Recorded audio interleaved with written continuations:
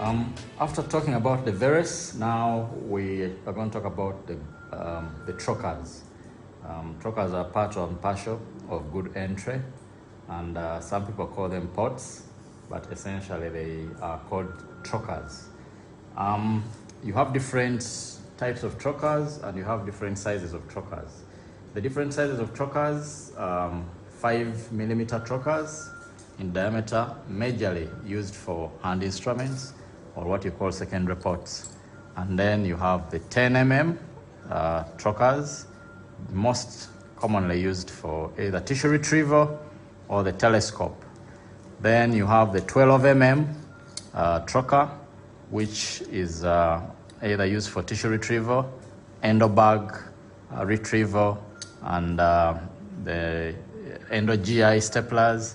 You also are used for the robotic telescope, which is a stereoscope of 12mm. Then you have the 15mm trocars, and the 15mm is mainly used for a macerator or maceration. So those are the different sizes of trocar. Then you have the different types of trocar. You have the plain trocars. Most of these are plain trocars. Their shaft is plain. And then you have the grooved trocars. Their shaft is grooved, basically to allow the trocars to stick in the anterior abdominal wall, so that when you are doing surgery, you don't have the trocar sagging in the anterior abdominal wall, especially when you have a large incision on the anterior abdominal wall. So those are the two types of trocars. You have the smooth trocars or plain trocars, and then the grooved trocars. Then we have other trocars for different tasks. For example, you have this trocar is called the Hasson's trocar. Hasson's trocar is a special type of trocar we use in open entry. So if you're not going to do closed entry, you do not have to use these other blunt trocars. You have to use a Hasson. Hasson comes with specifically the barrel on top, which helps to prevent leakage of gas and helps you to adjust the settings at different levels. It also helps to hook a stitch on the sides, so that when you enter the abdominal wall, you have a stitch holding the trocar in the abdominal canal. So this is a Hasson's trocar for open entry.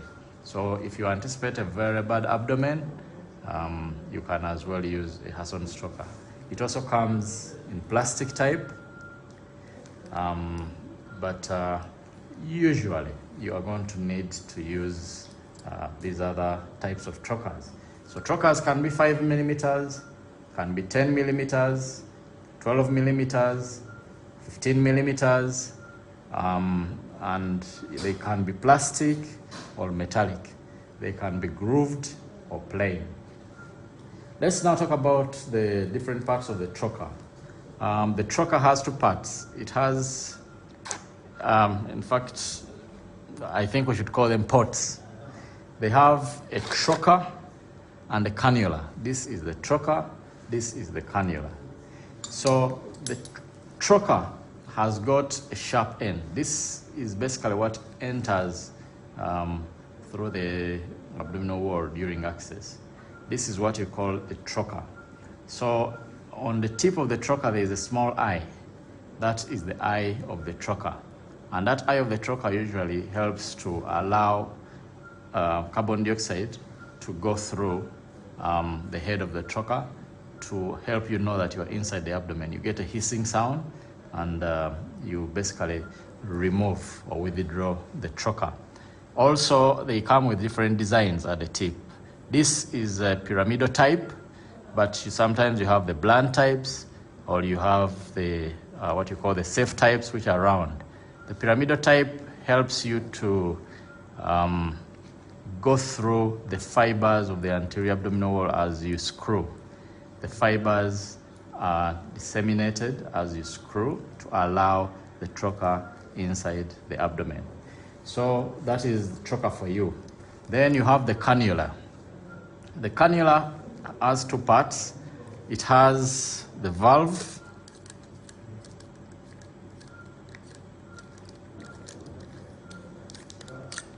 and the shaft. The shaft essentially is to allow in a trocar, and it also has a valve to let in carbon dioxide or to release carbon dioxide after the procedure.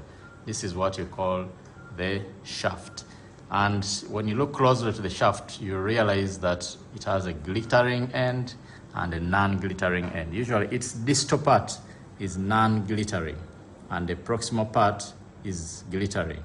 The distal part is what you usually get or see inside the abdomen. The reason you have this non-glittering part is to avoid the reflection, that reflection of light from the telescope when you're inside the abdominal cavity during surgery. Then the valve is basically to avoid leakage of gas. This is a flap valve. You also have other types called the magnetic valve. Some trocars have just magnetic valves. Others have flap valves. These ones are flap valves, but we also have the magnetic type. The flap valve, this is the magnetic type of valve. You can see they are different. It uses a magnet to prevent leakage of gas. Yet this one is a flap valve. It uses a small seal. Inside to prevent leakage of gas. So if you've used the port for long, you realize that the seal will fade and you have to change the seal. So when the instrument is out of the abdomen, you should not have gas leakage. If you have gas leakage without an instrument, it is more likely that your valve is not working. If, on the other hand, have leakage with the instrument inside the trocar, it means the instrument inside the cannula rather, it means that the washer, this is what we call washer. The whole purpose of washer is to protect gas leakage when the instrument is inside the abdomen. So if you get leakage with the instrument inside the abdomen, it means you need to change your washer. So that is the design of the trocar and cannula. You get the valve, clean it well. You have to tell your assistants to be able to clean the valves properly. And because sometimes tissue and blood get stuck within the valve. That is the whole problem of these reusable cannulas. Unlike the non-reusable plastics, these ones have to be cleaned very well to protect your patient. So you get the valve and you screw it onto the shaft, and this is what makes the cannula. So when you hold here, you open the valve and close the valve. On the tip, there is a washer which helps to prevent leakage of gas when the instrument is in situ.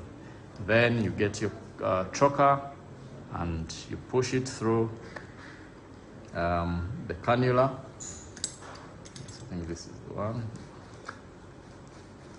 Yes, the trocar goes through the cannula. And this is the only way of holding the trocar. The head of the trocar lies on the thinner eminence. The index fingers will hold the cannula like a pistol, and the middle finger will help to drive the cannula in the patient. So the only way of holding a trocar is like a pistol. Do not use force, you just have to screw gently, and the pyramidal end at the tip of the trocar will open the tissues for you. And once you're in, you remove the sharp end and open the valve to test if you're inside the abdomen. Then you can connect your carbon dioxide tubing on this end of the trocar and start insufflation. So this is all we have about the trocars. And trocars quite important in entry, but you have to know as a surgeon that trocar injury is one of the biggest problems of entry. Most of the complications of laparoscopy are usually at entry, and it is because of the blunt injury that comes from the trocar, a poorly used trocar to access the abdomen. So avoid injuries by knowing your trocar. The last bit about this discussion is the reducer. Reducers, as the name suggests, will reduce the diameter from a larger instrument to a smaller instrument.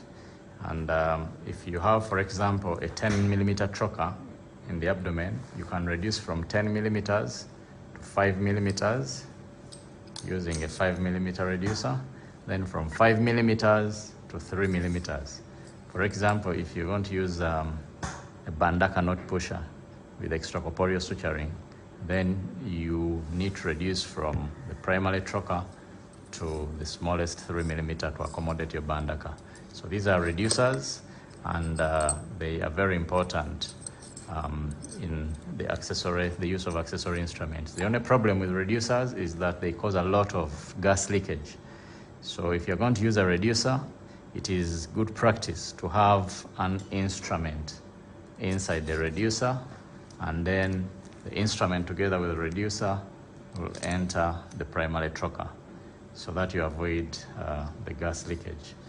So that ends our discussion on the ports and trocars. Thank you very much.